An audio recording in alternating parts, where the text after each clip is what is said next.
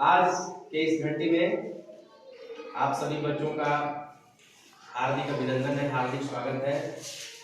आज हम लोग हिंदी व्याकरण का सबसे बेसिक चीज जो कि 4-5 क्लास से लेकर के कॉलेज में भी, यहाँ तक कि हर कंपटीशन में इस पाठ से प्रश्न पूछे जाते हैं, उसके बारे में आज हम चर्चा करेंगे। और आज हम हिंदी व्याकरण में जो है संज्ञा के बारे में पढ़ेंगे। किसके बारे में पढ़ेंगे? संज्ञा के बारे में हम पढ़ेंगे। संज्ञा और संज्ञा के भेद। संज्ञा किसे कहते हैं और संज्ञा के मुख्य रूप से कौन कौन से भेद होते हैं, और इनके बारे में थोड़ी थोड़ी जानकारी हम लोग प्राप्त करेंगे। कोई दिक्कत है आप लोगों को? नहीं। संज्ञा क्या है आप लोग सब जानते हो, है ना? हम लोग 4-5 क्लास से इसको हम रटते आए हैं, है ना? तो बच्चा बता सकता है कि संज्ञा किसे कहते हैं? संज्ञा की परिभाषा किसी को मालूम है? चलिए देखिए, ऐसे संक्षेप में जो है हम लोग शॉर्ट में कह देते हैं कि किसी भी नाम को, किसी भी चीज के नाम को हम लोग कहते हैं संज्ञा। क्या कहते हैं? संज्ञा। चाहे व्यक्ति का नाम हो, वस्तु का नाम हो, जाति का नाम हो, ठीक है ना, भाव का नाम हो, ठीक है ना, समूह का नाम हो, अवस्था का नाम हो, इसको हम क्या कह देते हैं? संज्ञा। संज्ञा क्या बोलते हैं? संज्ञा। A noun is the name of anything, अंग्रेजी में बोला जाता है। लेकिन तो पारंपरिक जो परिभाषा है जो हम लोग पढ़ते आए हैं शुरू से, 4-5 क्लास से जो पढ़ते आए हैं, उसमें हम लोग क्या जानते हैं कि संज्ञा जो है क्या है? एक विकारी शब्द है। संज्ञा एक ऐसा शब्द है, क्या बोल रहे हैं? पीछे से बोलिए। संज्ञा क्या है? एक विकारी शब्द है। कैसा शब्द है? विकारी। एक विकारी संज्ञा वह विकारी शब्द है जिससे किसी व्यक्ति, किसी वस्तु, स्थान, जीव, पदार्थ, गुण, अवस्था या भाव आदि का बोध हो। भाव आदि का बोध हो। क्या आप समझे इसमें? संज्ञा क्या है? अब हम थोड़ा सा और समझेंगे। यहाँ विकारी आ रहा है तो आप लोग कंफ्यूज हो रहे हैं कि विकारी क्या है, इस पर चर्चा करेंगे। फिर से इसको रिपीट करते हैं। संज्ञा क्या है? संज्ञा वह विकारी शब्द है जिससे किसी व्यक्ति, वस्तु, स्थान, जीव, पदार्थ, गुण, भाव, अवस्था आदि का बोध होता है ना? ये सब बोध कराने वाले को हम क्या कहते हैं? संज्ञा कहते हैं। क्या कहते हैं? संज्ञा। किसी को कोई दिक्कत है? अब देखिए, इसमें एक नया शब्द आया, विकारी। क्या आया? विकारी। अब यहां हम समझते हैं कि विकारी क्या है। विकारी क्या है? देखिए, शब्द मुख्य रूप से 2 प्रकार के होते हैं। एक होता है विकारी शब्द और दूसरा होता है अविकारी। क्या होता है? अविकारी। इसको समझ लेते हैं, उसके बाद उदाहरण हम समझेंगे। विकारी, अविकारी। देखिए, विकारी शब्द हम उस शब्द को कहते हैं जिसका रूप बदलता है, जिसके लिंग के आधार पर, जिसका लिंग, रूप, कारक ये सब बदल जाता है, वैसे शब्द को हम लोग बोलते हैं विकारी शब्द। क्या बोलते हैं? विकारी शब्द। जैसे लिंग, जैसे मान के चलिए लड़का का अगर हम इसका लिंग को बदलेंगे तो लड़का का क्या हो जाएगा? लड़का को हम अगर लिंग में बदलेंगे तो लड़का का स्त्रीलिंग क्या होगा? और लड़की का लड़का। उसी तरह से गाय का क्या होगा? बैल। और बैल का क्या हो जाएगा? गाय। तो लिंग बदल रहा है, ठीक है ना? कारक भी बदलता है, काल भी बदलता है। तो वैसे शब्द जिसका लिंग, कारक, है ना, काल, ये सब वचन भी बदलते हैं, वैसे शब्द को हम लोग कहते हैं विकारी शब्द। जैसे वचन में भी बताया था आप लोगों को, वचन किसे कहते हैं? 2 वचन होते हैं, सिंगुलर और प्लुरल, एक वचन और बहुवचन। जिसे एक चीज का बोध हो उसको एक वचन, और जिसे एक से अधिक चीज का बोध हो उसको क्या कहा जाता है? बहुवचन। तो विकारी शब्द में जो है लिंग का भी रूप बदल जाएगा, वचन का ही बदल जाएगा। जैसे वचन लड़का है तो लड़का का बहुवचन क्या होगा? लड़के। क्या होगा? लड़की का बहुवचन क्या होगा? लड़कियां। क्या होगा? तो जिसके लिंग, वचन, कारक, काल ये सब बदलते हैं वैसे शब्द को हम बोलते हैं विकारी शब्द। किसी को कोई दिक्कत है? नहीं। किसी को कोई दिक्कत है? तो संज्ञा में जो है विकारी शब्दों पर ही फोकस किया जाता है। संज्ञा में कैसे शब्दों पर फोकस किया जाता है? विकारी शब्द पर ही फोकस किया जाता है। यानी संज्ञा वह विकारी शब्द है जिससे किसी व्यक्ति, वस्तु, स्थान, जीव, पदार्थ, गुण, अवस्था आदि का बोध होता है, उसको हम लोग क्या कहते हैं? संज्ञा कहते हैं। कोई दिक्कत है? जैसे किसी व्यक्ति, राम किस चीज का नाम है? व्यक्ति का नाम है कि नहीं है? तो राम संज्ञा होगा कि नहीं होगा? अच्छा, उसी प्रकार से सीता लड़की का नाम है ना, व्यक्ति का बोध करा रहा है, तो सीता भी क्या हो जाएगा? संज्ञा। वस्तु, कुर्सी जो आप देख रहे हैं यह वस्तु है, टेबल वस्तु है, तो कुर्सी भी क्या हो जाएगा? संज्ञा हो जाएगा। ये आपके गांव का नाम लिखा हुआ है, आपका गांव का नाम क्या है? सामगढ़। सामगढ़ जो है गांव का नाम है, स्थान का बोध कराता है, किसी खास स्थान का बोध कराता है, तो ये भी क्या हो जाएगा? संज्ञा हो जाएगा। गाय, भैंस, उसी प्रकार से हम लोग बहुत पदार्थ के रूप में भी घर में प्रयोग करते हैं, चावल, दाल, घी, सोना, चांदी। इसके बाद गुण अवस्था में जैसे ईमानदारी हो गया, सुंदरता हो गया, जवानी हो गया, बुढ़ापा हो गया, ये सब को हम लोग क्या कहते हैं? संज्ञा कहते हैं। क्या कहते हैं? संज्ञा। किसी को कोई दिक्कत है? संज्ञा वे विकारी शब्द हैं जिससे किसी व्यक्ति, वस्तु, स्थान, जीव, पदार्थ, गुण, अवस्था आदि का बोध होता है। किसी को कोई दिक्कत है इतना में? विकारी शब्द का ही मतलब आप लोग समझ गए। संज्ञा में विकारी शब्दों पर ही फोकस किया जाता है। विकारी शब्द क्या है? जिसका लिंग, वचन, कारक ये सब बदल जाता है। क्या हो जाता है? बदल जाता है।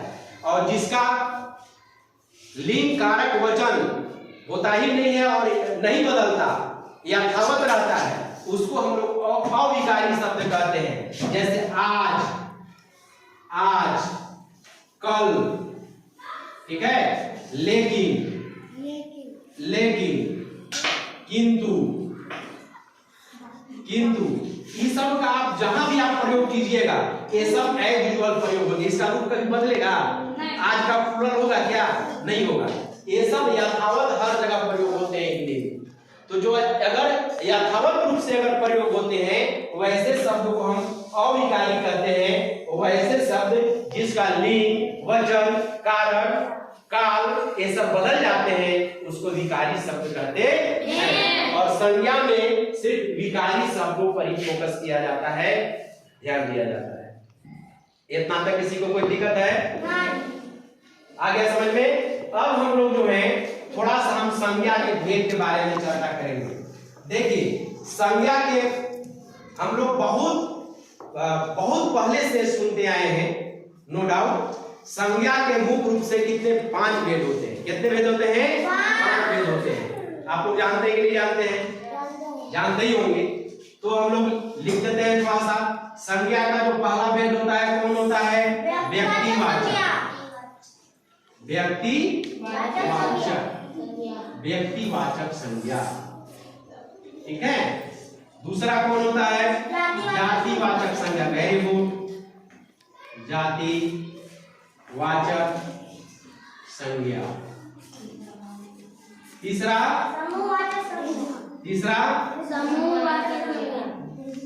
समूहवाचक संज्ञा।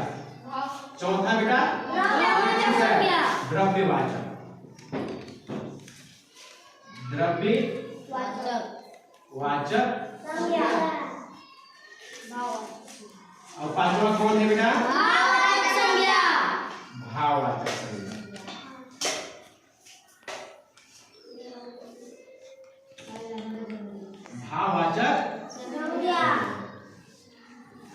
इस पर थोड़ा थोड़ा खाली समझ लेते हैं।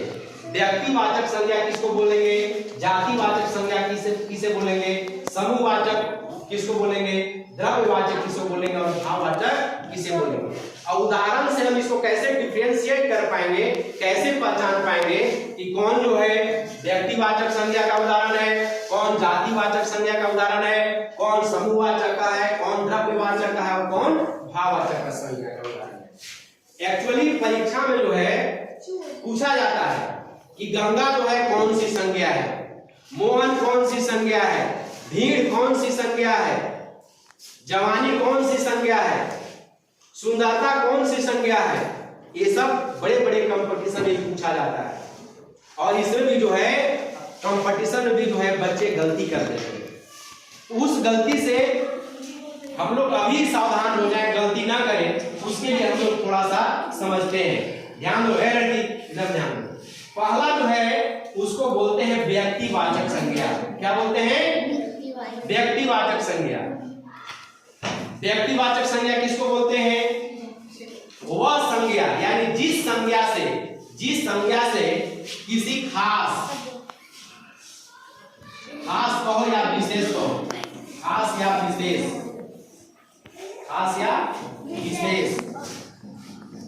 किसी खास या विशेष। अब इसमें जो भी लगा दीजिए, जो भी इसमें लगा दीजिए, खास या विशेष वस्तु, खास या विशेष व्यक्ति, वस्तु, स्थान, है ना, आदि का बोध होता है, उसको हम लोग व्यक्तिवाचक संज्ञा कहते हैं। उसमें जैसे खास या विशेष का प्रयोग जरूर होगा, वो दूसरा उसका जो है प्रयोग नहीं होना चाहिए, यूनिक होना चाहिए, खास होना चाहिए। वैसे संज्ञा को हम लोग बोलते हैं व्यक्तिवाचक संज्ञा। जैसे इस, क्या नाम है तुम्हारा, खड़ा हो, इधर देखो, क्या नाम है, इधर देखो, क्या नाम है तुम्हारा, क्या नाम है, करिश्मा। इधर हमको देखे बोलो, क्या नाम है, करिश्मा। चलो ठीक है, शर्माती है। तो देखो, अच्छा इस क्लास में क्या करिश्मा सभी का नाम है, करिश्मा सभी का नाम है, इस क्लास की खास लड़की का नाम है, खास लड़की का बोध हो रहा है। तुम्हारा क्या नाम है, अंकित रंजन। इस क्लास में अंकित रंजन और कोई है नहीं है। तो जिस संज्ञा से किसी खास व्यक्ति, किसी खास वस्तु, किसी खास स्थान, जैसे शामगढ़, आसपास में कहीं शामगढ़ है, किसी खास गांव का बोध होता है, ठीक है। जैसे एक और उदाहरण आप लोग दे रहे हैं, गंगा जो है एक खास नदी का बोध हो रहा है, गंगा से हो रहा है कि नहीं। नदी कहने से पूरी नदी जाति का बोध हो जाएगा, लेकिन अगर हम गंगा कहेंगे, यमुना कहेंगे, ब्रह्मपुत्र कहेंगे, तो किसी खास नदी का बोध होगा। तो जिस संज्ञा से किसी खास व्यक्ति, किसी खास वस्तु, किसी खास स्थान का बोध हो, उस संज्ञा को हम लोग बोलते हैं व्यक्तिवाचक संज्ञा। कोई दिक्कत है, कोई प्रॉब्लम है आप लोगों को? अब आइए जातिवाचक संज्ञा। जातिवाचक संज्ञा क्या है, जिस संज्ञा से व्यक्तियों की जाति या वस्तुओं के जाति या समूह का बोध। पूरी जाति का, समूह नहीं कहेंगे, यहां थोड़ा सा कंफ्यूज कर रहे हैं, यहाँ जाति नहीं कहेंगे, सॉरी यहाँ समूह नहीं कहेंगे। हमको यहाँ समझना है कि जिस संज्ञा से किसी भी चीज की पूरी जाति का बोध हो जाए, पूरी जाति का बोध हो जाए, उस संज्ञा को हम लोग क्या कहते हैं, जातिवाचक संज्ञा कहते हैं। जैसे गाय अगर हम कहते हैं गाय, जैसे हम यहाँ कहते हैं गाय। अच्छे बताइए, गाय कहने से जितने भी गाय हैं सभी गाय का बोध हो गया कि नहीं? नहीं हो गया है? सभी गाय का बोध हो गया कि नहीं? उसी प्रकार से भैंस कहेंगे तो पूरे भैंस का बोध होगा कि नहीं? नदी कहेंगे, नदी, जितनी भी प्रकार के नदियां हैं सभी नदी का बोध हो गया कि नहीं? पहाड़, जितने भी पहाड़ है इस दुनिया में, सभी पहाड़ का बोध हो गया कि नहीं है? शहर, शहर, देश, जितने भी शहर हैं दुनिया में सभी शहर का बोध हो गया कि नहीं? जितने देश हैं सभी का बोध हो गया कि नहीं? तो ये सब जितना भी उदाहरण आप लोगों को दे रहे हैं, समझिए इसको, इससे पूरी जाति का बोध हो जाएगा। मैंने गाय कहने से जितने भी प्रकार के गाय होते हैं, जर्सी गाय होता है, देहाती गाय होता है, ठीक है, जितने भी प्रकार के गाय की प्रजातियां होती हैं सब इसमें आ जाएगा, सब इसमें आ जाएगा। नदी कहने से जितनी भी प्रकार की नदियां हैं सभी पूरी नदी जाति का बोध हो गया। पहाड़ कहने से जितने पहाड़ हैं सभी पहाड़ का बोध हो जाएगा। शहर कहने से जितने शहर हैं सभी शहर का बोध हो जाएगा। तो जिससे पूरी जाति का बोध हो उसको हम लोग जातिवाचक संज्ञा कहते हैं। कोई दिक्कत है? अब यहाँ फिर से हम लोग आते हैं व्यक्तिवाचक। ये दोनों को हम लोग समझते हैं फिर से। अच्छा ये बताइए, गाय कहने से पूरी गाय का जाति का बोध हो गया कि नहीं? गाय कौन सी संज्ञा हो गया?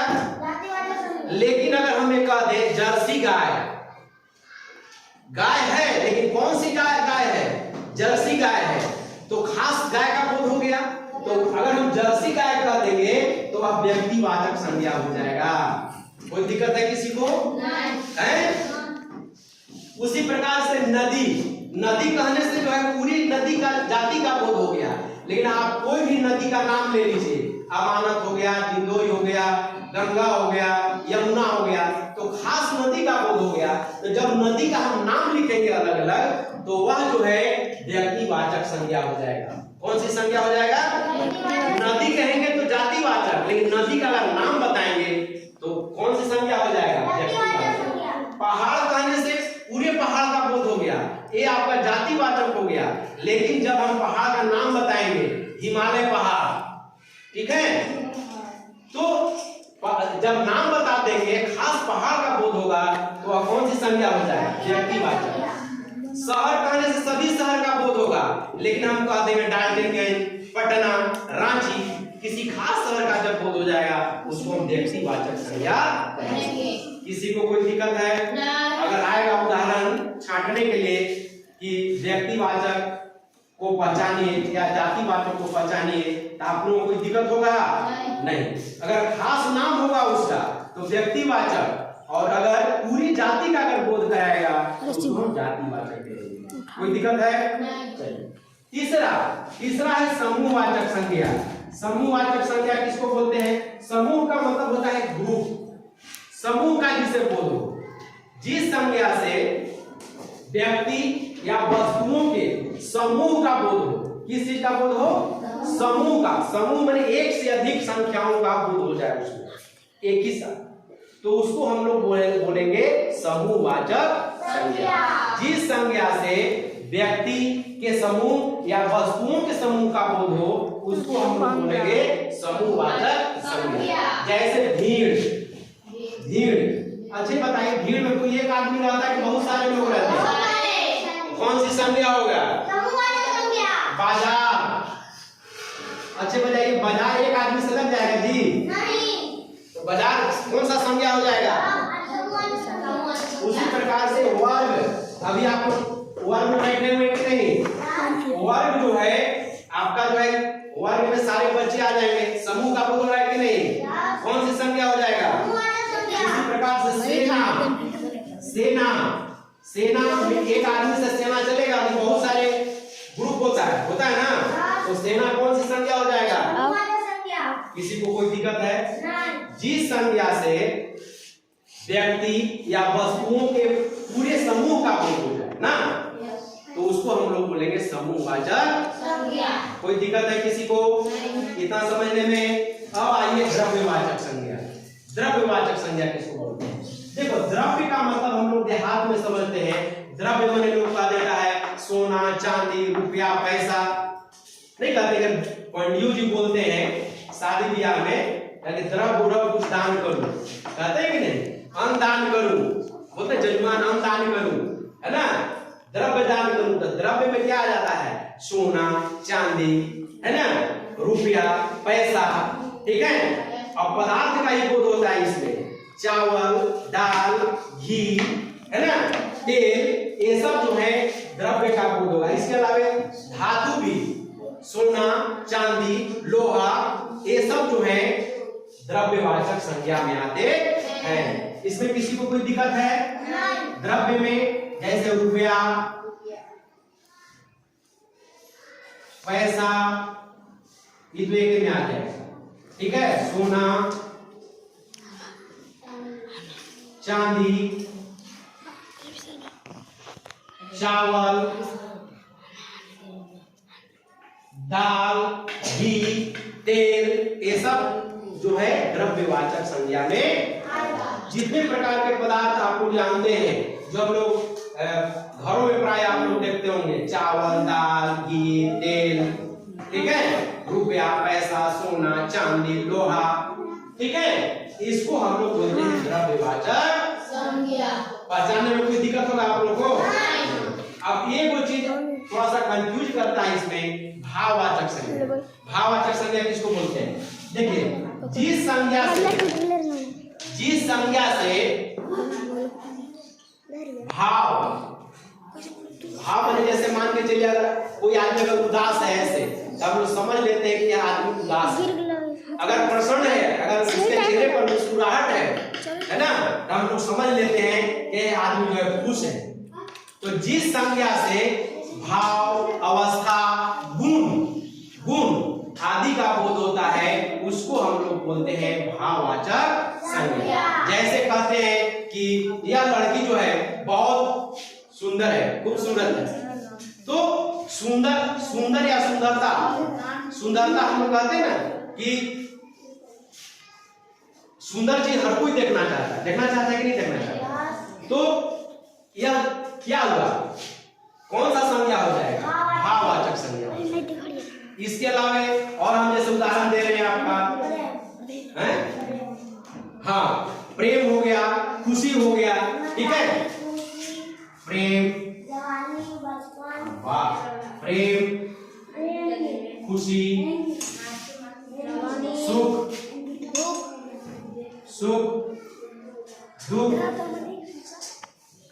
दुख, जवानी, सुंदरता,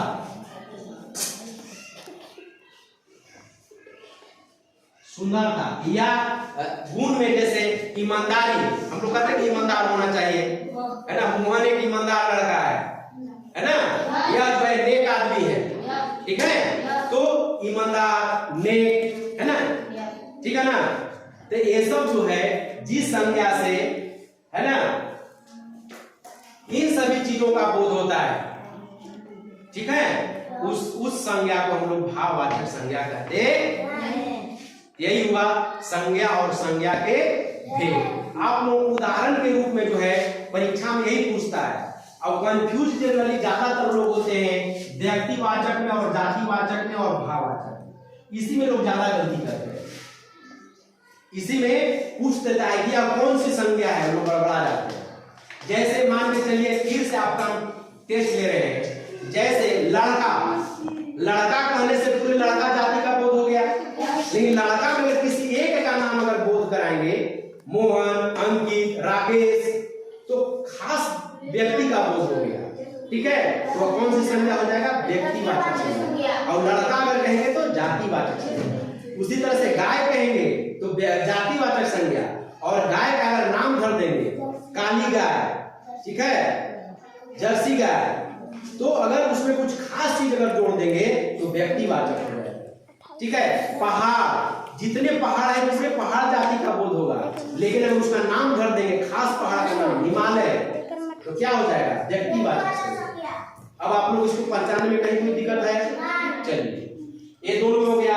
अच्छा, भाववाचक में इसमें सीधे यही समझना है, जिस संज्ञा से भाव, अवस्था, गुण जैसे कोई अच्छा है, नेक है, इंसान है, ठीक है ना, गुण का बोध हो गया, यह कौन सा संज्ञा हो जाएगा? भाववाचक।